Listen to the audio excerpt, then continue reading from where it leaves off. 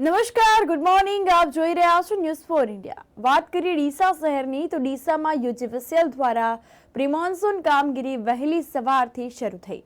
તો જીઈબીની ટીમો કામે લાગી છે. 11 વાગે વીજ પુરવઠો પૂર્વવત થયો છે. તો ડીસામાં યુજીવીસીએલ દ્વારા આગામી ચોમાસાની ઋતુને ધ્યાને રાખીને કોઈ વીજ ફોલ્ડ ના સર્જાય તે હેતુથી પ્રી-મોન્સૂન કામગીરી હાથ ધરવામાં આવી હતી.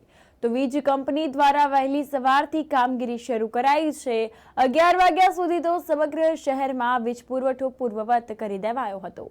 તો ઉત્તર ગુજરાત વીજ કંપની લિમિટેડ ડીસા દ્વારા ચોમાસાની ઋતુ દરમિયાન વરસાદી માહોલ વચ્ચે વીજ લાઈનો, ઇલેક્ટ્રિક ડીપીઓ તેમજ વીજ પોલ પર થતા ફોલ્ટ નિવારવા અગાઉથી જ મેન્ટેનન્સ કામગીરી હાથ ધરવામાં આવી હતી.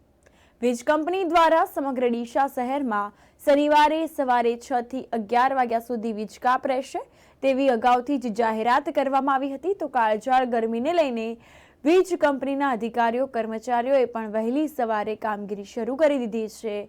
11 વાગ્યા સુધીમાં સમગ્ર શહેરમાં વીજ પુરવઠો પૂર્વવત કરી દેતા લોકોએ હાશકારો અનુભવ્યો હતો.